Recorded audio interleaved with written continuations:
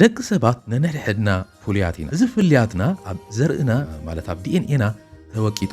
ይርከብ ንሕና ናይ እንኮ እዋን ክስተት ወይ ትንግርቲ ኣድማስ ኢና ብልክዕ ሓደ ፍጡር ከም ናትካ ዘርኢ ወይ ዲኤንኤ ዘለዎ ኣብ ታሪክ ኣይተረኣየን ኣብ መጻእ እውን ኣይተጋጥምን እዩ በዚ ፍልያትና መጠን ዝተፈላለየ ዓቕሚ ወይ ዝምባለ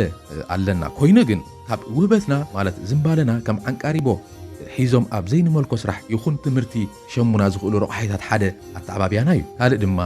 ርፋን ገንዘብ እዩ እዞም ክልተ ረቑሓይታት ኣዝዮም ሓያላት ምስ ዝኾኑ ሙሉእ ብምሉእ ካብ መንነትካ ዓቕምኻን ዝምባለኻን ኣባቲኾም ብናይ ካልኦት ዝምባለ ክትምራሕ ክገብሩኻ ይኽእሉ እዮም እዚ ድማ እቲ ዝዓበየ ጌጋ ኣብ ሂወት ከጋጥመካ ዝኽእል እውነት እዩ ኣብ ገለ ግዜያት ኣገደስቲ ውሳነታት ክትወስድ እናሃለወካ ብዙሕ ዕንክሊል ትብል ነቲ ካልኦት ዝወሰንዎ ስጉምቲ ድማ ትስዕቦ ምኽንያቱ ኣብዘይ ዝምባለኻ ስለ ዘለኻ ዝመርሓካ ራዳር ይኹን ኣንቴና የብልካን ብንጹር ብኸመይ ዝምባለና ሲሒትና ከም ዘለና ክንፈልጥ ንኽእል ዝብል ሕቶ ኣብ ርእስና ክመጽእ ባህርያዊ ምናልባት ኣብ ሂወትካ ቅሳነት ወይ ሙሉእነት እንተደኣ ሲኢንካ ኣብ ጌጋ ቦታ ወይ ስራሕ ወይ ዝምባለ ኣለኻ ከምኡ እንተኾይኑ ዝሰራሕካ እንተሰራሕካ ገንዘብ እንተዋህለልካ ሓጎስ ኣይክፈጥረልካን መብዛሕትኡ ሓጎሳትካ ኣብ ስራሕካ ዘይኮነ ካብ ደገ ክመጽእ ትሪኦ ኢኻ